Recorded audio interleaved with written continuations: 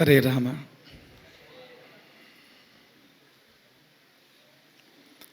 ಕರುಣರಸದ ಕೋಡಿ ವರಿವ ಕಟಾಕ್ಷದ ಪರತತ್ವ ವರೂಪ ವಾಲಾಪದ ವರ ಪುಣ್ಯಮಯ ಶರೀರದ ನಿರಾಭಾರಿ ಗುರುವಿರಲಿ ಎನ್ನ ಮಾನಸದಿ.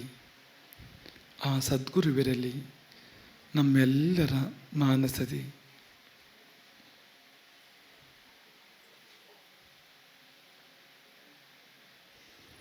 ಆಪದಾಮಪಹರ್ತಾರಂ ದಾತಾರಂ ಸರ್ವಸಂಪದಾಂ ಲೋಕಾಭಿರಾಮಂ ಶ್ರೀರಾಮಂ ಭೂಯೋ ಭೂಯೋ ನಮಾಮ್ಯಹಂ.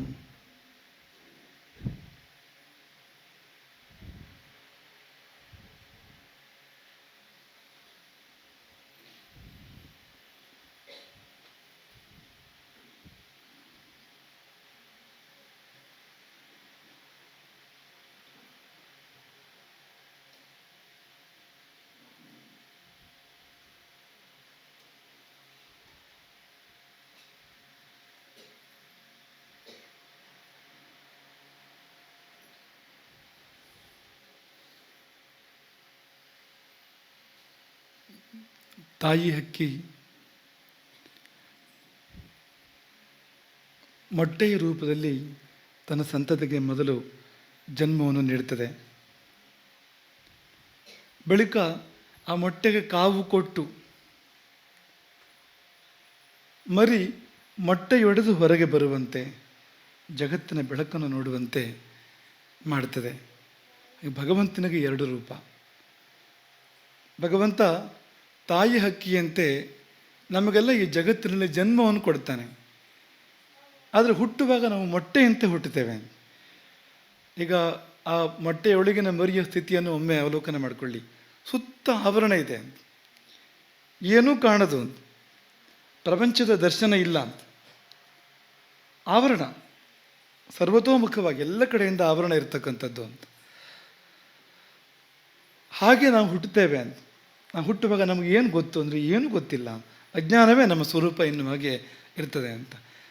ಬೆಳೆದಂತೆ ಬೆಳೆದಂತೆ ಎಲ್ಲೆಡೆ ನಮಗೆ ಗುರುಗಳು ಸಿಗ್ತಾರೆ. ಹಾಗೆ ಅನೇಕ ಸಂಗತಿಗಳನ್ನು ಕಲಿತಾ ಹೋಗ್ತೇವೆ ನಾವು. ಆ ತಾಯಿ ಹಕ್ಕಿಗೂ ಗುರುವಿಗೂ ಬಹಳ ಹೋಲಿಕೆ.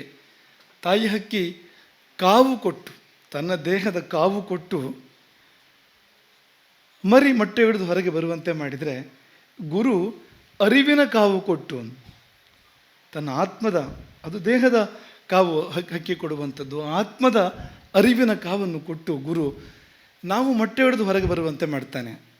ಅಜ್ಞಾನದ ಮೊಟ್ಟೆಯನ್ನು, ಅಜ್ಞಾನದ ಆವರಣವನ್ನು ಭೇದಿಸಿ ಹೊರಗೆ ಬಂದು ಪ್ರಪಂಚದ ಬೆಳಕನ್ನು ನೋಡುವಂತೆ ಮಾಡ್ತಾನೆ. ಇಂಥ ಗುರುವಿಗೆ 100 ರೂಪಗಳು. ನಾವು ಹುಟ್ಟಿದ ಮೇಲೆ ಎಲ್ಲೆಲ್ಲಿ ಏನನ್ನು ಕಲಿತೀವೋ ಅದೆಲ್ಲ ಗುರು. ಎಲ್ಲೆಲ್ಲಿ ಏನನ್ನು ಕಲಿತೀವೋ ಒಳ್ಳೆಯದನ್ನು, ಅದೆಲ್ಲ ಗುರು. ಹಾಗೆ ಇದು ಅಂಥ ಒಂದು ಗುರು ಸಂಭ್ರಮದ ಕಾರ್ಯಕ್ರಮ. ಇಂದಿನ ಕಾರ್ಯಕ್ರಮದ ಮೂಲ ಉದ್ದೇಶ ಏನಂದರೆ, ಹೌದು, ಶಾಲೆಯಲ್ಲಿ 10 ಮತ್ತು 12ನೇ ತರಗತಿಗಳಲ್ಲಿ 100ಕ್ಕೆ 100 ಫಲಿತಾಂಶ ಬಂದಿದೆ. ಅದಕ್ಕಾಗಿ ಒಂದು ಅಭಿನಂದನೆ, ಶತಮಾನಂ, ಇದೆಲ್ಲ ನಿಮಿತ್ತ ಮಾತ್ರ. ಮುಖ್ಯವಾಗಿ ಗುರುಕುಲದ ಗುರುಗಳನ್ನು ಸಾಂಕೇತಿಕವಾಗಿ ಅಭಿನಂದಿಸುವ ಒಂದು ಕಾರ್ಯಕ್ರಮ, ಅವರನ್ನು ನೆನಪು ಮಾಡಿಕೊಳ್ತಕ್ಕಂಥ ಒಂದು ಕಾರ್ಯಕ್ರಮ ಇದು. ಗುರುಕುಲದ ವರ್ಷಾರಂಭ, ಗುರುಕುಲ ಪ್ರಾರಂಭ ಆಗ್ತಾ ಇದೆ. ನಾಳೆ ನಾವು ಪಾಠ ಮಾಡಲಿಕ್ಕೆ ಆರಂಭ ಮಾಡ್ತೇವೆ. ನಾಡಿದ್ದು ಅಲ್ಲಿಂದ ಒಂದು ಚಾಲನೆ ಸಿಕ್ಕ ಹಾಗೆ ಅದು. ಹಾಗೆ ಗುರುಕುಲದ ವರ್ಷಾರಂಭವು ಹರ್ಷಾರಂಭ ಆಗಿದೆ ಅಂದರೆ ಏನು ಅತಿಶಯೋಕ್ತಿಯಲ್ಲ ಅಂತ. ಯಾಕೆಂದರೆ ಮೊಟ್ಟ ಮೊದಲ ಕಾರ್ಯಕ್ರಮವೇ ತುಂಬ ಹರ್ಷದ ಕಾರ್ಯಕ್ರಮ, ಆನಂದ ತುಂಬಿ ತುಳುಕುವ ಕಾರ್ಯಕ್ರಮ. ನಾವೆಲ್ಲ ಕೂಡಿ ಸಂಭ್ರಮವನ್ನು ಆಚರಣೆ ಮಾಡ್ತಕ್ಕಂಥ ಒಂದು ಕಾರ್ಯಕ್ರಮವಾಗಿ ಆಗ್ತಾ ಇದೆ. ನಾವು ಹಾರೈಸೋದೇನೆಂದರೆ, ಇಡೀ ವರ್ಷವೂ ಹೀಗೆ ಇರಲಿ, ಇಡೀ ವರ್ಷವೂ ಹೀಗೆ ಇರಲಿ. ಹೇಗೆ ಅಂದರೆ ಸಾಧನೆಗಳು, ಅಭಿನಂದನೆಗಳು ಎರಡು ತುಂಬ ಮುಖ್ಯ. ಸಾಧನೆಗಳು ಬೇಕು ಮತ್ತು ಸಾಧಿಸಿದವರನ್ನು ಗುರುತಿಸಬೇಕು, ಪ್ರೋತ್ಸಾಹಿಸಬೇಕು. ಅದು ಅವರಿಗಾಗಿ ಅಲ್ಲ, ಅದು ಇನ್ನು ಉಳಿದವರು ಆ ದಾರಿಯಲ್ಲಿ ಬರಲಿ, ಅವರು ಆ ದಾರಿಯಲ್ಲಿ ಮುಂದುವರಿಲಿ, ಆ ಭಾವನೆ ಅದರ ಹಿಂದೆ ಇರ್ತಕ್ಕಂಥದ್ದು. ಒಂದು ಸಂಗತಿ ನೆನಪು ಮಾಡ್ಕೊಳ್ತೇವೆ ಈ ಸಮಯದಲ್ಲಿ ನಾವು. ಈ ರುಚಿ ಸಿಕ್ಕೋದು ಅಂತ ನಿಮಗೆಲ್ಲ ಗೊತ್ತಿರ್ಬೋದಲ್ವ, ಯಾವುದಾದ್ರೂ ರುಚಿ ಸಿಕ್ಕಿದರೆ ಅಂತ ನಾವು ಮತ್ತೆ ಮತ್ತೆ ಆಸ್ವಾದನೆ ಮಾಡಲಿಕ್ಕೆ ಮುಂದಾಗ್ತೇವೆ ಅಂತ.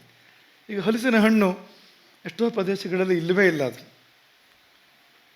ಯಾರಾದರೂ ಹಲಸಿನ ಹಣ್ಣು ಇಲ್ಲದೇ ಇರುವ ಊರಿನವರು, ಹಲಸಿನ ಹಣ್ಣು ಗೊತ್ತಿಲ್ಲದೆ ಇರ್ತಕ್ಕಂಥ ಊರಿನವರು ಹಲಸಿನ ಹಣ್ಣು ಇರುವ ಊರಿಗೆ ಬಂದು ಒಂದು ಸಾರಿ ರುಚಿ ನೋಡಿದರೆ ಅದರದ್ದು ತುಂಬ ಶ್ರೇಷ್ಠವಾಗಿರ್ತಕ್ಕಂಥ ಹಣ್ಣು, ಅದರ ಬಣ್ಣವೋ ಪರಿಮಳವೋ ರುಚಿಯೋ ಮಾತ್ರವಲ್ಲ ಪಾವಿತ್ರ್ಯ ಕೂಡ ಅಂತ. ಅದು ಎಂಥ ಹಣ್ಣು ಅಂತಂದರೆ ನೈವೇದ್ಯಕ್ಕೆ ತುಂಬ ಯೋಗ್ಯ ಅಂತ.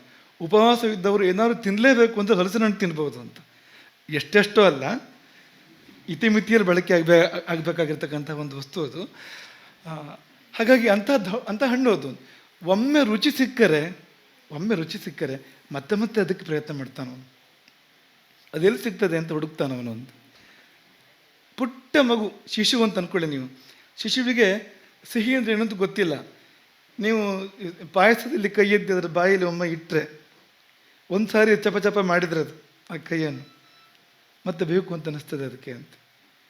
ಹಾಗೆ ಯಶಸ್ಸಿನ ರುಚಿ ಸಿಕ್ಕಿದರೆ, ಒಂದು ಬಾರಿ ಯಶಸ್ಸಿನ ರುಚಿ ಸಿಕ್ಕಿದರೆ ಮನುಷ್ಯ ಮತ್ತೆ ಮತ್ತೆ ಅದಕ್ಕೆ ಪ್ರಯತ್ನ ಮಾಡ್ತಾನೆ. ಇದು ಅಂಥ ಸಂದರ್ಭ ಅಂತ, ಒಂದು ಯಶಸ್ಸಿನ ರುಚಿ ಸಿಕ್ಕುವಂಥ ಸಂದರ್ಭ ಅಂತ.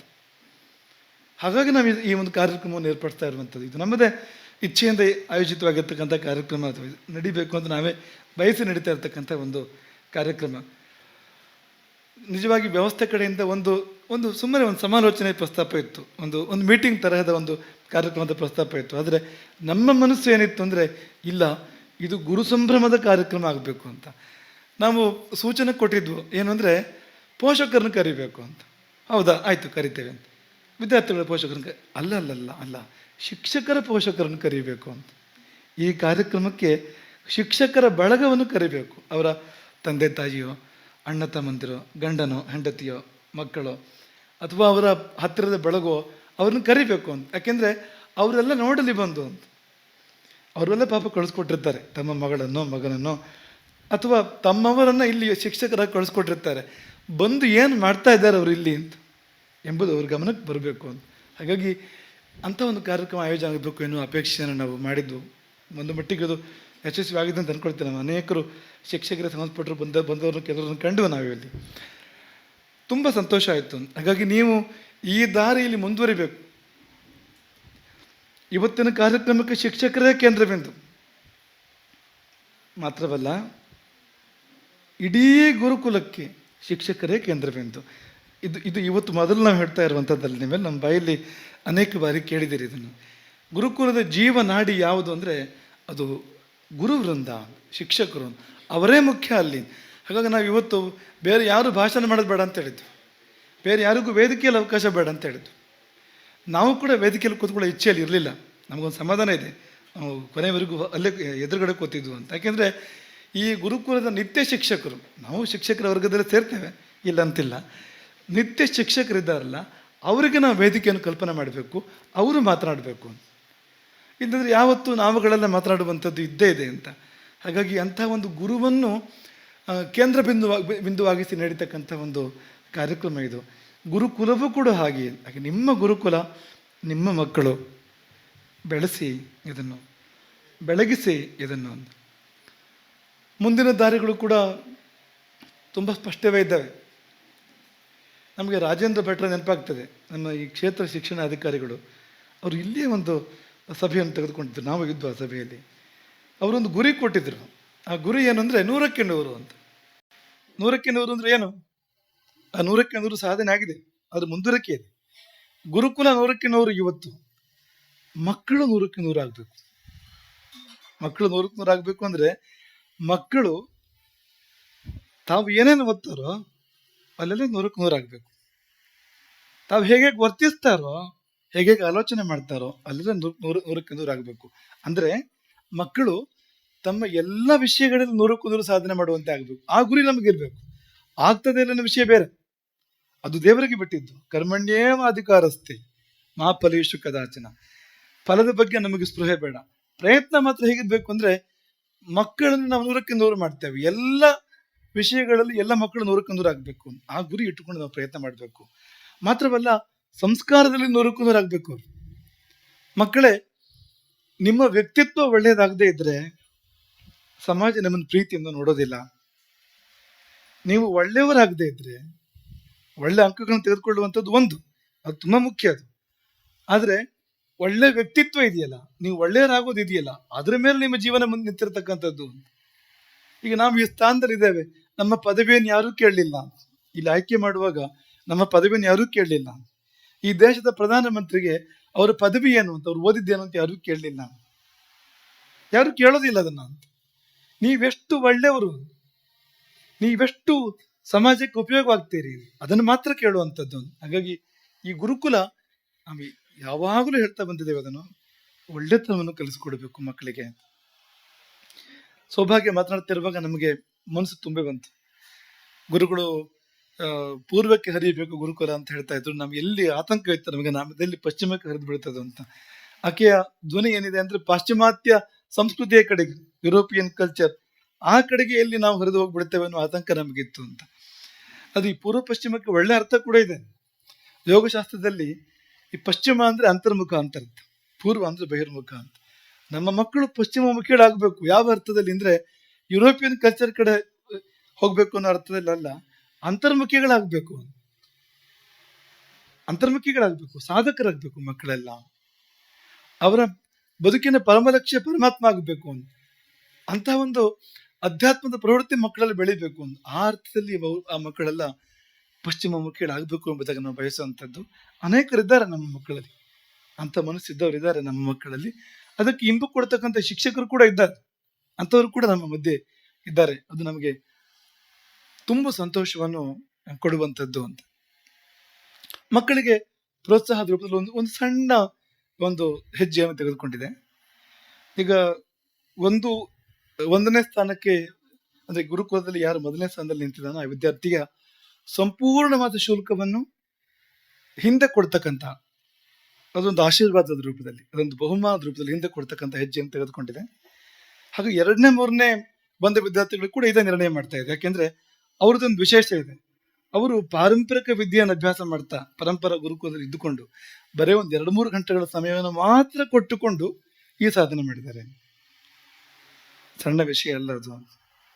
ಅದು ಗುರುಕುಲದ ಭವಿಷ್ಯಕ್ಕೆ ಶುಭ ಸೂಚಕ. ಅದು ಇದು ಸಾಧ್ಯ ಅಂತ ಅವ್ರು ತೋರಿಸ್ಕೊಟ್ರು ಅಂತ. ಬರೀ 2-3 ಗಂಟೆಗಳ ಅಭ್ಯಾಸದಲ್ಲಿ ಈ ಹಂತಕ್ಕೆ ಏರ್ಬೋದು ಅಂತ ತೋರಿಸ್ಕೊಟ್ರು ಅಂತ. ನಮಗೆ ಅದೇ ಉದ್ದೇಶ ಇರ್ತಕ್ಕಂಥದ್ದು. ಯಾಕೆಂದ್ರೆ ಈಗ ನಮ್ಮ ಇಡೀ ಸಮಯ ಏನಿದೆ ಇದಿಷ್ಟು ಬೇಡ. ಅದಕ್ಕೆ ಇವತ್ತು ಸಮಕಾಲೀನ ವಿದ್ಯಾಭ್ಯಾಸ ಏನಿದೆಯೋ ಒಂದು ಇಡೀ ದಿನ ತೆಗೆದುಕೊಳ್ತಕ್ಕಂಥ ವಿದ್ಯಾಭ್ಯಾಸ ಅದಲ್ಲ, ಅಷ್ಟು ಬೇಕಾಗೋದಿಲ್ಲ ಅನ್ನುವ ಒಂದು ಭಾವನೆ ನಂಬುದು ಅಂತ. ಹಾಗಾಗಿ ಪರಂಪರೆ ವಿದ್ಯೆಗಳನ್ನು ಕೊಡಬೇಕು, ಜೊತೆಯಲ್ಲಿ ಬರೇ ಸಮಕಾಲೀನ ವಿದ್ಯೆಗಳು ಮಾತ್ರ ಅಲ್ಲ, ಪಾರಂಪರಿಕ ವಿದ್ಯೆಗಳನ್ನು ಕೊಡಬೇಕು, ಪಾರಂಪರಿಕ ಸಂಸ್ಕಾರವನ್ನು ಕೊಡಬೇಕು ಅನ್ನುವ ಮಹದಾಶಯ ನಮಗಿತ್ತು. ಅದಕ್ಕೆ ಈ ಮಕ್ಕಳು ಶುಭಶಕನಾಗಿದ್ದಾರೆ ಅಂತ, ಅದು ಸಾಧ್ಯ ಅಂತ ಅವರು ತೋರಿಸ್ತಾ ಇದ್ದಾರೆ. ಹಾಗಾಗಿ ಆ ಇಬ್ಬರು ವಿದ್ಯಾರ್ಥಿಗಳಿಗೂ ಕೂಡ ಪೂರ್ಣವಾಗಿ ಅವರ ಶುಲ್ಕವನ್ನು ಅವರಿಗೆ ಆಶೀರ್ವಾದದ ರೂಪದಲ್ಲಿ ಮರಳಿ ಕೊಡ್ತಕ್ಕಂಥ ಒಂದು ನಿರ್ಧಾರವನ್ನು ಮಾಡಿದೆ. ಹಾಗೆ 3ನೇ ಸ್ಥಾನದಲ್ಲಿರ್ತಕ್ಕಂಥ ವಿದ್ಯಾರ್ಥಿ ಕೂಡ ಅರ್ಧಾಂಶದಷ್ಟು ಶುಲ್ಕವನ್ನು ಮರಳಿ ಕೊಡ್ತಕ್ಕಂಥ ಒಂದು ಹೆಜ್ಜೆಯನ್ನು ತೆಗೆದುಕೊಂಡಿದೆ.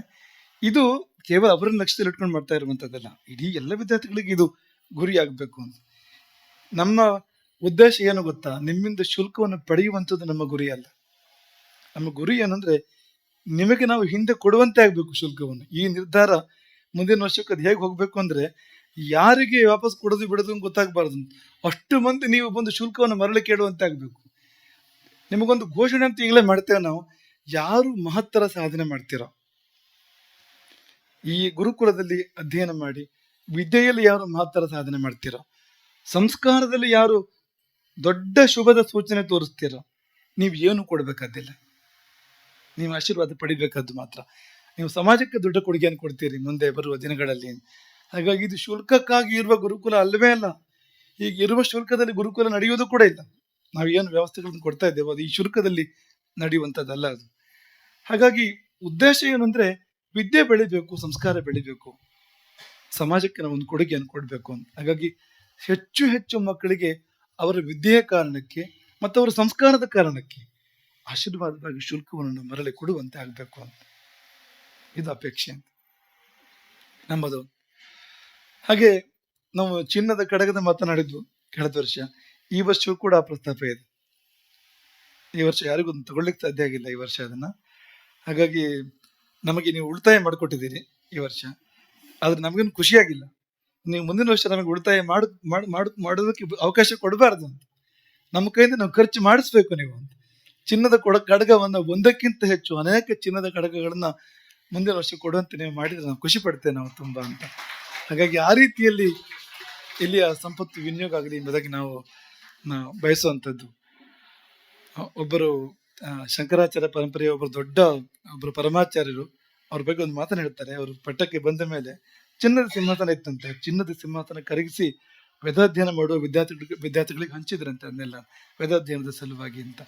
ಹಾಗಾಗಿ ಹಾಗೆ ನಡಿಬೇಕು ಅನ್ನುವ ಅಪೇಕ್ಷೆ ನಮ್ಮದು. ಈ ಮುಂದಿನ ವರ್ಷಕ್ಕೆ ತುಂಬಾ ಸಾಧನೆಗಳನ್ನು ನಾವು ಮಾಡಬೇಕು. ರಾಜ್ಯ, ರಾಷ್ಟ್ರ, ವಿಶ್ವ ನಮ್ಮನ್ನ ಗುರುತಿಸ್ಬೇಕು. ನಮ್ಮ ಆತ್ಮ ನಮ್ಮನ್ನು ಮೆಚ್ಚಬೇಕು.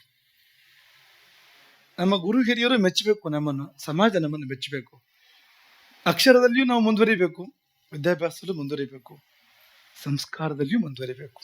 ಇದೆರಡೂ ಕೂಡ ಆಗಬೇಕು. ಹಾಗಾಗಿ ಗುರುವೃಂದ ನಮಗೆ ಕಳೆದ ವರ್ಷ ನಿಮ್ಗೆ ಹೆಚ್ಚು ಸಮಯ ಕೊಡ್ಲಿಕ್ಕೆ ಸಾಧ್ಯ ಆಗಲಿಲ್ಲ. ಆಚೆ ವರ್ಷ ನಾವು ಸಾಕಷ್ಟು ನಿಮ್ಮ ಜೊತೆಗೆ ಕೊಡ್ತಿದ್ವು. ಅದು ಕಳೆದ ವರ್ಷ ಹೆಚ್ಚು ಸಮಯ ಕೊಡ್ಲಿಕ್ಕೆ ಸಾಧ್ಯ ಆಗಲಿಲ್ಲ. ಈ ವರ್ಷ ನಾವು ನಿಮಗೆ ಹೆಚ್ಚಿನ ಸಮಯವನ್ನು ಕೊಡ್ತೇವೆ ಖಂಡಿತವಾಗಿಯೂ. ಅದಕ್ಕೋಸ್ಕರವಾಗಿ ಅದಕ್ಕೆ ಬೇಕಾದಂತೆ ಎಲ್ಲ ಯೋಜನೆಗಳನ್ನ ಮಾಡ್ತಾ ಇರುವಂಥದ್ದು. ನಮ್ಮ ಪ್ರವಾಸದ ಆ ಯೋಜನೆಗಳು ಆ ರೀತಿಯಲ್ಲಿ ಆಗ್ತಾ ಇರುವಂಥದ್ದು. ಹೆಚ್ಚಿನ ಸಮಯವನ್ನು ಬೋಧನೆಯ ದೃಷ್ಟಿಯಿಂದ, ಸ್ವತಃ ನಾವೇ ಬೋಧನೆ ಮಾಡುವ ದೃಷ್ಟಿಯಿಂದ ಮತ್ತು ನಿಮ್ಮ ಜೊತೆಗೆ ಸಮಯ ಕಳೆಯುವ ದೃಷ್ಟಿಯಿಂದ ಕೊಡುವಂತ ನಿರ್ಧಾರ ನಮ್ಮದು. ನೀವು ಅದನ್ನೆಲ್ಲ ಬಳಸ್ಕೊಂಡು ಈ ಗುರುಕುಲವನ್ನು ಅದರ ಮೂಲ ಉದ್ದೇಶ ಏನಿತ್ತು ಅದನ್ನು ಪೂರ್ತಿ ಮಾಡುವ ದಿಕ್ಕಿನಲ್ಲಿ ಒಯ್ಯಬೇಕು ಎಂಬುದಾಗಿ ನಾವು ಅಪೇಕ್ಷೆ ಪಡ್ತೇವೆ. 100ಕ್ಕೆ 100 ಆಗಬೇಕು ಎಲ್ಲವೂ ಕೂಡ. ಬದುಕಿನ ಗುರಿ ಅದೇ ಅಂತ. ಇದು ಈ ಪರ್ಫೆಕ್ಷನ್ ಎಲ್ಲಿದೆ ಅಂದ್ರೆ ಮುಕ್ತಿಯಲ್ಲಿ ಮಾತ್ರ ಇದೆ ಅಂತ.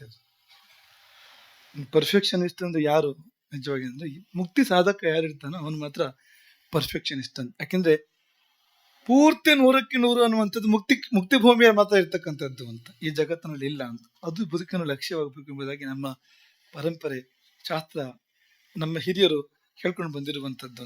ಆದ್ರೆ ಒಂದು ಸಣ್ಣ ಹೊಳಗು ಇಲ್ಲೂ ಇದೆ ಅಂತ. ನೀವು 100ಕ್ಕೆ 100 ಮಾಡು, 100ಕ್ಕೆ 100 ಮಾಡು ಒಂದೊಂದರಲ್ಲಿ ಕೂಡ ಅಂತ. ಅಂದ್ರೆ ಅದರದ್ದೇ ಒಂದು ಸಣ್ಣ ಹೊಳಗು ಇದ್ದ ಹಾಗೆ ಅದು, ಅದರದ್ದೇ ಒಂದು ಕವಲು ಇದ್ದ ಹಾಗೆ ಅದು ಅಂತ, ಅದನ್ನು ನೆನಪು ಮಾಡಿಕೊಡುವ ಹಾಗೆ ಅದು ಅಂತ. ಹಾಗೆ ನಾವು ಇದನ್ನು ಭಾವಿಸ್ತೇವೆ. ಹಾಗೆ ವಿದ್ಯಾರ್ಥಿಗಳಿಗೂ ಕೂಡ ತುಂಬಾ ಆಶೀರ್ವಾದ. ನಿಮ್ಗೆಲ್ಲ ನಾವು ಎಷ್ಟು ವ್ಯವಸ್ಥೆ ಕೊಡ್ಲಿಕ್ಕೆ ಸಾಧ್ಯ ಆಯಿತು ಎಲ್ಲೋ ಗೊತ್ತಿಲ್ಲ.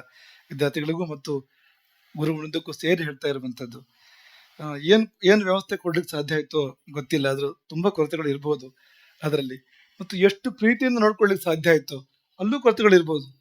ಎಷ್ಟೋ ಬಾರಿ ಏನಾಗ್ತದೆ ಅಂದ್ರೆ ಮ್ಯಾನೇಜ್ಮೆಂಟ್ ಅಂದೇನು, ಗದರಿಸುವುದೇ ಮ್ಯಾನೇಜ್ಮೆಂಟ್,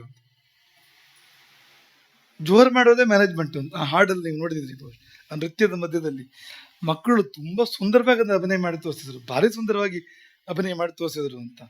ಕೋಪ, ಸಿಟ್ಟು, ಸೆಡವು ಅದಲ್ಲ ಅನ್ನೋದನ್ನ ಇಷ್ಟು ಚಂದವಾಗಿ ತೋರಿಸಿದ್ರು ಅಂತ. ಹಾಗೆ ನೀವು ಅಂಥದ್ದು ಯಾವುದನ್ನು ಮನಸ್ಸಲ್ಲಿ ಇಟ್ಕೊಳ್ಬಾರ್ದು. ಅದ್ರ ಹಿಂದೆ ಇರ್ತಕ್ಕಂಥದ್ದೆಲ್ಲ ಬರೀ ಗುರುಕುಲದ ಬಗ್ಗೆ ಇರುವ ಕಾಳಜಿ ಮಾತ್ರ. ನಮ್ಮ ಗುರುಕುಲ ಒಳ್ಳೇದಾಗ್ಬೇಕು, ಮಕ್ಕಳ ಭವಿಷ್ಯ ಬೆಳಕಾಗ್ಬೇಕು ಅನ್ನೋ ಕಾಳಜಿ ಮಾತ್ರ ಹೊರತು ಬೇರೆ ಏನು ಅದ್ರ ಹಿಂದೆ ಇರ್ತಕ್ಕಂಥದ್ದಲ್ಲ ಎಂಬುದನ್ನು ನೀವು ಹೃದಯದಲ್ಲಿ ಇಟ್ಕೊಳ್ಳಿ. ಈ ವರ್ಷ ನಾವು ಹೇಗೆ ಕಳಿಬೇಕು ಅಂದ್ರೆ ಯಾರೂ ಯಾರಿಗೂ ಬಿರು ಮಾತನಾಡುವಂಥದ್ದಲ್ಲ. ಗುರಿ ಬೇಕಲ್ವಾ? ವ್ಯವಸ್ಥೆಯಲ್ಲಿರೋರಿಗೂ ಸೇರಿ ಹೇಳ್ತಾ ಇರುವಂಥದ್ದು ನಾವು ಅಂತ. ವ್ಯವಸ್ಥಾಪಕರುಗಳ ಮಧ್ಯದಲ್ಲಿ, ಶಿಕ್ಷಕರ ಮಧ್ಯದಲ್ಲಿ, ಮಕ್ಕಳ ಮಧ್ಯದಲ್ಲಿ ಅಥವಾ ಪರಸ್ಪರವಾಗಿ ಬಿರು ಮಾತುಗಳು ಇಲ್ಲದೆ ಪ್ರೀತಿ ಮಾತುಗಳಿಂದ ನಾವು ಒಬ್ರನ್ನೊಬ್ರು ಅರ್ಥ ಮಾಡಿಕೊಂಡು ಒಬ್ರಿಗೊಬ್ರು ಹೊಂದಿಕೊಂಡು ಪರಮ ಗುರಿಯನ್ನು ಹೃದಯದಲ್ಲಿ ಇಟ್ಕೊಂಡು ಆ ಒಂದು ಗುರಿಯ ಕಡೆ ನಾವೆಲ್ಲ ಕೆಲಸ ಮಾಡುವಂಥದ್ದು ಅಂತ ಅದನ್ನು ಮನಸ್ಸಲ್ಲಿ ಇಟ್ಕೊಂಡು ಒಂದು ಕುಟುಂಬವಾಗಿ ನಾವೆಲ್ಲ ಸೇರಿ ತುಂಬಾ ವಿಶ್ವಾಸದಿಂದ ಪರಸ್ಪರ ಚರ್ಚೆ ಮಾಡಿಕೊಂಡು ವಿಚಾರಗಳನ್ನ ಹಂಚಿಕೊಂಡು ಒಬ್ಬರಿಂದೊಬ್ಬರು ಒಳ್ಳೆಯದನ್ನ ಪರಿಗ್ರಹ ಮಾಡಿ ಸ್ವೀಕಾರ ಮಾಡಿ ಈ ಸಂಸ್ಥೆಯನ್ನು ನಡೆಸಬಹುದಾ, ಈ ಗುರುಕುಲ ನಡೆಸಬಹುದಾ? ಹಾಗೆ ನಡೆಸಿದ್ರೆ ಫಲಿತಾಂಶ ಕೂಡ ಅದ್ಭುತ ಆಗ್ಬೋದು. ಫಲಿತಾಂಶ ಆಮೇಲೆ ಬರುವಂಥದ್ದು ಸತ್ತ ಮೇಲೆ ಸ್ವರ್ಗ ಅದು ಉಂಟು ಅಲ್ವೋ ಕಂಡವರ ಅನ್ನುವ ದೊಡ್ಡ ವರ್ಗವೇ ಒಂದು ಉಂಟು. ಆ ಫಲಿತಾಂಶದ ವಿಷಯ ಇರಲಿ, ಈಗ ನಾವು ಚೆನ್ನಾಗಿರ್ಬೋದು ಅಂತ, ದಿನ ದಿನ ಸುಖದಲ್ಲಿ ಕಳಿಬಹುದು ಅಂತ, ಗುರುಕುಲದ ವಾತಾವರಣ ಸ್ವರ್ಗ ಆಗ್ಬೋದು ಅಂತ,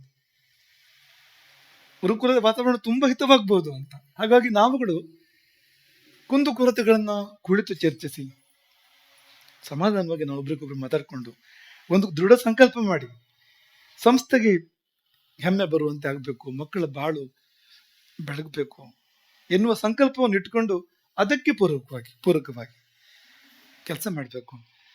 ಎಲ್ಲಿ ನಮ್ಮ ಪ್ರತಿಷ್ಠೆ ಮುಂದಕ್ಕೆ ಬರ್ತದೋ ಅಲ್ಲಿ ಕಲಹಗಳಾಗ್ತವೆ, ಅಲ್ಲಿ ಮನಸ್ಸುಗಳು ಹೊಡೆದೋಗ್ತವೆ, ಕೆಲಸಗಳು ಚೆನ್ನಾಗಿ ಆಗೋದಿಲ್ಲ.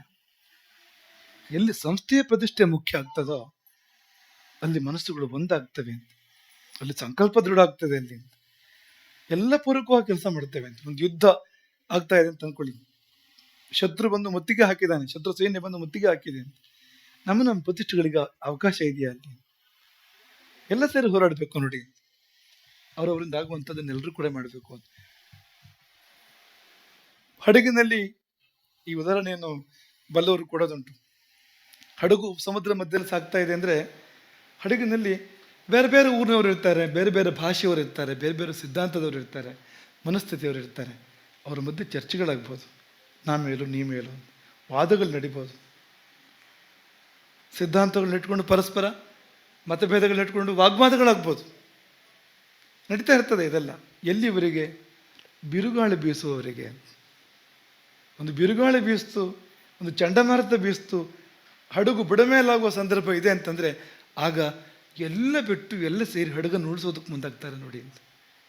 ದೇಶದ ಮೇಲೆ ಪಶ್ಚಿಮದ ಬಿರುಗಾಳಿ ಬೀಸ್ತಾ ಇದೆ ಹೊತ್ತು, ಪಾಶ್ಚಿಮಾತ್ಯ ಸಂಸ್ಕೃತಿ ಇದ್ದು ನಾವು ಹೇಳಿರುವಂಥದ್ದು. ಎಲ್ಲವೂ ಹಾರಿ ಹೋಗ್ಬೋದು ಇದರಲ್ಲಿ ಅಂತ. ನಮ್ಮ ಪ್ರತೀಕಗಳೆಲ್ಲವೂ ಕೂಡ ಅದು ಇದು ಅಂತಲ್ಲ ಅಂತ, ನಮ್ಮ ಸಂಸ್ಕೃತಿಯ ಪ್ರತೀಕಗಳು ಎಲ್ಲವೂ ಕೂಡ ಈ ಬಿರುಗಾಳಿಗೆ ಹಾರಿ ಹೋಗ್ಬೋದು, ತೂರಿ ಹೋಗ್ಬೋದು. ಹಾಗಾಗಿ ನಾವು ಪರಸ್ಪರ ವಿವಾದದಲ್ಲಿ ಕುಳಿತುಕೊಳ್ಳುವ ಕಾಲ ಅಲ್ಲ ಇದು ಅಂತ, ಪರಸ್ಪರ ವಾಗ್ವಾದ, ಜಗಳ, ಕಲಹ, ಪ್ರತಿಷ್ಠೆಯ ಕಾಲ ಅಲ್ಲ ಇದು ಅಂತ. ಎಲ್ಲ ಸೇರಿ ಒಂದಾಗಿ ಇದನ್ನು ಉಳಿಸೋದು ಹೇಗೆ ಅಂತ ನಾವು ಯೋಚನೆ ಮಾಡಬೇಕು ಅಂತ. ಈ ಗುರುಕುಲದ ಸ್ಥಾಪನೆಯ ಮೂಲ ಉದ್ದೇಶ ಅದೇ ಆಗಿರೋದ್ರಿಂದ ನಾವೆಲ್ಲ ಒಮ್ಮನಸ್ಸಿನಿಂದ, ಒಮ್ಮನಸ್ಸು ಹೂ ಮನಸ್ಸು, ಲಂಕೆಯಲ್ಲೂ ಒಮ್ಮನಸ್ಸು ಇತ್ತೇನೋ, ಅದು ಹೂ ಮನಸ್ಸಲ್ಲ, ಅದು ಮುಳ್ಳು ಮನಸ್ಸು. ಅಂಥ ಒಮ್ಮನಸ್ಸು ಬೇಡ, ಇರಲಿಲ್ಲ ಒಮ್ಮನಸ್ಸು. ಅಲ್ಲಿ ಸ್ವರಗಳು ಬೇರೆ ಬೇರೆ ಇದ್ವು ಲಂಕೆಯಲ್ಲಿ, ಅದು ಬೇರೆ ಮಾತು. ಉದ್ದೇಶ ಏನು ಅಂದರೆ ಹೂ ಮನಸ್ಸು ಮತ್ತು ಒಮ್ಮನಸ್ಸು ಅಂತ. ಬೇರೆ ಬೇರೆ ಗಿಡದ ಬೇರೆ ಬೇರೆ ಬಣ್ಣದ ಆಕಾರದ ಹೂಗಳೆಲ್ಲ ಸೇರಿ ಒಂದು ಪೂಜೆ ಆಗುವ ಹಾಗೆ, ದೇವರಿಗೆ ಎಲ್ಲವನ್ನು ಸೇರಿ ಏರಿಸಿ ನಾವು ಅಲಂಕಾರ ಮಾಡಿ ಪೂಜೆ ಮಾಡಿದಾಗೆ, ಆ ರೀತಿಯಲ್ಲಿ ಈ ವರ್ಷವನ್ನು ನಾವು ನಡೆಸಬಹುದಾ ಎಂಬುದನ್ನು ನೀವೆಲ್ಲರೂ ಪರ್ಯಾಲೋಚಿಸಿ ಚಿಂತಿಸಿ, ಮುಖ್ಯವಾಗಿ ಪರಸ್ಪರರನ್ನು ಇರಿಯದೆ, ಪರಸ್ಪರರನ್ನು ನೋಯಿಸದೆ, ನಾವೆಲ್ಲ ಸೋದರ ಸೋದರಿಯರು ಅಂತ, ನಾವೆಲ್ಲ ಅಣ್ಣ ತಂಗಿಯರು, ಅಕ್ಕ ತಮ್ಮಂದಿರು, ನಾವೆಲ್ಲ ತಂದೆ ಮಕ್ಕಳು ಎನ್ನುವ ಹಾಗೆ ಅಂತಹ ಭಾವದಲ್ಲಿ ಒಂದು ವ್ರತದ ರೀತಿಯಲ್ಲಿ ಸಾಧ್ಯವಾದಷ್ಟು ಇದು ವ್ರತ, ಇದು ವ್ರತ, ಇದು ವ್ರತ ಅನಿವಾರ್ಯದಲ್ಲಿ ಅದು ಯಾವುದು ಲಾಸ್ಟ್ ಆಪ್ಷನ್ ಅದು. ಈಗ ಸಮಾಧಾನ, ಭೇದ, ದಂಡ ಅಂತ ಒಂದು 4 ಹೇಳ್ತಾರೆ. ಜೀವನದಲ್ಲಿ ಏನನ್ನು ಸಾಧನೆ ಮಾಡಬೇಕಾದ್ರೂ ಈ 4 ರೀತಿಯಲ್ಲಿ ಹೋಗ್ಬೋದು ಅಂತ. ರಾಜನೀತಿ ಈ ದಂಡ, ಭೇದ, ದಾನ, ಸಾಮ ಹಾಗೆ ಹೇಳಿಲ್ಲ ನೋಡಿ ಅಂತ. ಹೇಗೆ ಹೇಳಿದ್ದಾರೆ ಅದನ್ನು? ಸಾಮ, ದಾನ, ಭೇದ, ದಂಡ. ವಿಭೀಷಣ ರಾವಣನಿಗೆ ಬುದ್ಧಿ ಹೇಳುವಾಗ ಈ ಮಾತನ್ನು ಹೇಳ್ತಾನೆ ರಾಮಾಯಣದಲ್ಲಿ. 3 ಉಪಾಯಗಳಿಂದ ಆಗದೆ ಇದ್ರೆ 4ನೇ ಉಪಾಯ ಆಮೇಲೆ ಅಂತ. ಅಣ್ಣ 3 ಉಪಾಯಗಳ ಪರ್ಯಾಲೋಚನೆ ಮಾಡಿದೆಯಾ ನೀನು? ಇದೇ 3 ಉಪಾಯದಲ್ಲಿ ಮೊದಲನೇ ಉಪಾಯ ಇದೆ, ಸಾಮದಲ್ಲಿ ಕೆಲಸ ಆಗ್ತದೆ, ಸೀತೆಯನ್ನು ಮರಳಿ ಒಪ್ಪಿಸಿಬಿಡು ರಾಮನಿಗೆ, ಮುಗೀತು ಅಂತ. ನಮ್ಮ ವಸ್ತು ಅಲ್ಲ, ಲಂಕೆಗೆ ಸೇರಿದವಳಲ್ಲ ಅವಳು ಸೀತೆ, ರಾಮನ ಪತ್ನಿ. ಹಾಗಾಗಿ ನೀನು ರಾಮನಿಗೆ ಸೀತೆಯನ್ನು ಒಪ್ಪಿಸಿದರೆ ಸಾಮದಿಂದ ಯುದ್ಧ ತಪ್ಪಿದಲ್ಲ, ಸಾಮದಿಂದ ಆಗುವಂಥದ್ದಕ್ಕೆ ದಂಡ ಯಾಕೆ? ಇದು ಎಲ್ಲ ಕಡೆ ಅನ್ವಯ ಆಗುವಂಥದ್ದು. ನಾವು ಸಾಮಾನ್ಯವಾಗಿ ಏನು ಮಾಡ್ತೇವೆ ಅಂದರೆ ಮೊದಲೇ ದಂಡಕ್ಕೆ, ದಂಡ ಅಂದರೆ ಕೋಲೆತ್ತಿ ಬಾರಿಸುವುದು ಮಾತ್ರ ಅಲ್ಲ ಅಂತ. ಈ ವಾಗ್ದಂಡ ಇದೆಯಲ್ಲ, ಅದೆಷ್ಟೋ ಬಾರಿ ಈ ಕೋಲೆತ್ತಿ ಹೊಡೆದ್ರೂ ಕೂಡ ಅಷ್ಟು ನೋವಾಗೋದಿಲ್ಲ, ಅದಕ್ಕಿಂತ ಹೆಚ್ಚು ನೋವು ಮಾತಿಂದ ಆಗ್ಬೋದು, ಬರೇ ಒಂದು ನೋಟದಿಂದ ಆಗ್ಬೋದು, ಅಥವಾ ಮಾತಾಡದೇ ಇದ್ದಿಂದ ಆಗ್ಬೋದು. ಕೆಲವು ಬಾರಿ ಹಾಗೂ ಉಂಟು. ಮಾತಿನಿಂದ ನೋಯಿಸೋದು ಒಂದು, ಮಾತು ಆಡದೆ ನೋಯಿಸೋದು ಇನ್ನೊಂದು ಅಂತ. ಮತ್ತೊಂದು ಬಗೆಯ ಒಂದು ವೇದನೆ ಕೊಡುವ ಒಂದು ಕ್ರಮ ಅದು ಅಂತ. ಇದೆಲ್ಲ ಯಾವುದನ್ನು ಬಳಸದೆ ಪ್ರೀತಿ ಮಾತನ್ನು ಬೆಳೆಸಿ ಅದರ ಮೂಲಕವಾಗಿ ಕಾರ್ಯ ಸಾಧನೆ ಮಾಡಬಹುದಾ ಎಂಬುದನ್ನು ಪರ್ಯಾಲೋಚನೆ ಮಾಡಿ ಈ ವರ್ಷ ಹೆಚ್ಚಿನ ಗುರಿಯನ್ನು ಸಾಧನೆ ಮಾಡಬೇಕು. ನಾವು ಈ ಮುಂದಿನ ವರ್ಷದ ಸಂದರ್ಭ ಹೇಗಿರಬೇಕು ಅಂದರೆ ಇದಕ್ಕಿಂತ ಎಷ್ಟೋ ಮುಂದಕ್ಕೆ ಇರಬೇಕು ಅಂತ. ಹಾಗೆ ಇನ್ನೊಂದು ಘೋಷಣೆ ಏನು ಅಂದರೆ ಮುಂದಿನ ವರ್ಷ ಬರೀ ಇದು 10-12ನೇ ತರಗತಿಯಲ್ಲಿ ಮಾತ್ರ ಸೀಮಿತವಾಗಿರೋದಿಲ್ಲ. ಎಲ್ಲ ತರಗತಿಗಳಿಗೂ ನಾವು ಇದನ್ನು ಮಾಡೋಣ. ಯಾಕೆಂದರೆ ಬೇರೆ ತರಗತಿಗಳಲ್ಲಿ ಕೂಡ ಈ ಸಾಧನೆಗಳಾಗಿರ್ಬೋದು, ಆದರೆ ಅದು ಗಮನಕ್ಕೆ ಬಂದಿರೋದಿಲ್ಲ ಅಂತ ಕೇಳ್ಬೋದು ನೀವು. ಇಲ್ಲ, ಸರ್ಕಾರದ ಕಾನೂನು ಪ್ರಕಾರ ಎಲ್ಲ ಮುಂದಿನ ತರಗತಿ ಹೋಗೋದೇ ಅಲ್ವಾ ಅಂತ. ಅದು ಆ ಪ್ರಕಾರ ನಡೀತಾ ಇರಲಿ. ಒಂದು ಅಸೆಸ್ಮೆಂಟ್ ನಾವು ಮಾಡಬೇಕು ಅಂತ, ಪೂರ್ವಾಗ್ರಹ ಮುಕ್ತವಾಗಿರ್ತಕ್ಕಂಥ ಒಂದು ಅಸೆಸ್ಮೆಂಟ್ ಮಕ್ಕಳದ್ದನ್ನು ನಾವು ಹೊರಗಿನಿಂದ ಮಾಡಿಸಿ, ಒಂದು ವೇಳೆ ಯಾವುದೇ ತರಗತಿಯಲ್ಲಿ 100ಕ್ಕೆ 100 ಬಂತು ಅಂತಾದರೆ ಹೀಗೆ ಅಭಿನಂದನೆ ಮಾಡಬೇಕು ನಾವು ಅವರಿಗೆ ಅಂತ, ಇದೇ ರೀತಿ ಅಭಿನಂದನೆ ಮಾಡಬೇಕು ಅಂತ, ಇದಕ್ಕಿಂತ ಹೆಚ್ಚಿನದಾಗಿ ಅಭಿನಂದನೆ ಮಾಡಬೇಕು ಅಂತ. ಯಾಕೆಂದರೆ 10 ಬರೋದು ಯಾವಾಗ ಅಂದರೆ 9, 8, 7 ಎಲ್ಲ ಆದಮೇಲೆ ಬರೋವಂಥದ್ದು. ಅದೆಲ್ಲ ಸರಿ ಇದ್ದರೆ 10 ಸರಿ ಇರ್ತದೆ ಅಂತ. ಹಾಗಾಗಿ ಉಳಿದ ತರಗತಿಗಳಲ್ಲಿ ಕೂಡ ನಾವು ಈ ಒಂದು ಕಾರ್ಯವನ್ನು ಮಾಡಬೇಕು. ಮತ್ತು ಒಬ್ಬ ಶಿಕ್ಷಕ ಯಾರಾದರೂ ತನ್ನ ತರಗತಿಯಲ್ಲಿ ಎಲ್ಲವೂ 100ಕ್ಕೆ 100 ಆಗುವಂತೆ ಮಾಡ್ತಾನೆ ಅಂದರೆ ಅವನನ್ನು ತುಂಬ ವಿಶೇಷವಾಗಿ ಪುರಸ್ಕರಿಸಬೇಕು ಅಂತ. ಚಿನ್ನದ ಕಡಗ ಸಲ್ಲಬೇಕಾಗಿದ್ದು ಅಂಥವರಿಗೆ ಅಂತ, ನಿಜವಾಗಿ ಅಂತ. ಹಾಗಾಗಿ ಅಂಥ ಒಂದು ಗುರುತಿಸುವಿಕೆಗಳಿಗೆ ಇದೊಂದು ಒಂದು ಪ್ರರೋಚಕ, ಒಂದು ಪ್ರೇರಣೆ ಕೊಡಲಿಕ್ಕೆ ಇರ್ತಕ್ಕಂಥದ್ದು. ನಾವು ಅದಕ್ಕಾಗಿ ಕೆಲಸ ಮಾಡಬೇಕು ಅಂತೆಲ್ಲ, ಪ್ರೇರಣೆ ಕೊಡಲಿಕ್ಕೆ ಇರ್ತಕ್ಕಂಥದ್ದು. ಹಾಗಾಗಿ ಅಂಥ ಒಂದು ಬಹಳ ಒಳ್ಳೆಯ ವಾತಾವರಣ ಮುಂದೆ ಬರುವ ದಿನಗಳಲ್ಲಿ ನಾವೆಲ್ಲ ಕಾಣುವಂತೆ ಆಗಲಿ ಎಂಬುದಾಗಿ ಆಶಿಸಿ ಎಲ್ಲರನ್ನೂ ವಾತ್ಸಲ್ಯದಿಂದ ಹರಿಸ್ತೇವೆ. ಈ ಹರ್ಷಾರಂಭ, ಈ ಹರ್ಷವೇ ಮುಂದುವರಿಲಿ ವರ್ಷದ ಕೊನೆವರೆಗೂ. ನಾವು ಆಗಲೇ ಆರಂಭದಲ್ಲೇ ಹೇಳಿದ ಹಾಗೆ ಇಡೀ ವರ್ಷ ಈ ಸಾಧನೆ, ಈ ಸಂತೋಷ, ಈ ಸಂಭ್ರಮ ಇಡೀ ವರ್ಷ ಮುಂದುವರೆದು ಈ ಗುರುಕುಲದ ಕುಟುಂಬ ಒಂದು ಆನಂದ ಕುಟುಂಬ ಆಗಿ ಬೆಳಗುವಂತೆ ಆಗಲಿ, ಎಲ್ಲರಿಗೂ ಶ್ರೇಯಸ್ಸಾಗಲಿ ಅಂತ ಅರ್ಪಣೆ ಆಗ್ತದೆ. ಹರೇ ರಾಮ. ತಾಯಿ ಹಕ್ಕಿಯು ತನ್ನ ಕಾವನ್ನು ಕೊಟ್ಟು ಹೊಸ ಹುಟ್ಟು ಬರುವಂತೆ ಮಾಡುವುದು ನೋಡು.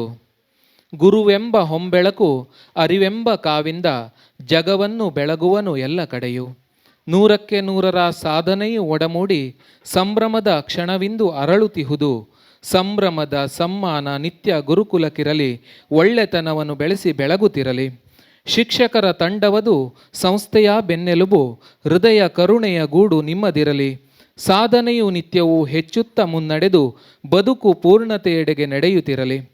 ಪರಮ ಗುರಿಯನ್ನು ತಮ್ಮ ಹೃದಯದಲ್ಲಿ ಧರಿಸುತ್ತಾ ನಾವೆಲ್ಲ ಒಂದೆಂದು ಸಾಗುತ್ತಿರುವ, ನಮ್ಮೊಳಗೆ ಇರುತಿಹ ಒಣ ಪ್ರತಿಷ್ಠೆಯ ಬಿಟ್ಟು ಸಂಸ್ಥೆ ಏಳ್ಗೆಯ ಕನಸು ಕಟ್ಟುತ್ತಿರುವ, ಗುರುವಿನೊಡನೆ ನಾವು ನಡೆಯುತ್ತಿರುವ. ಹರೇ ರಾಮ.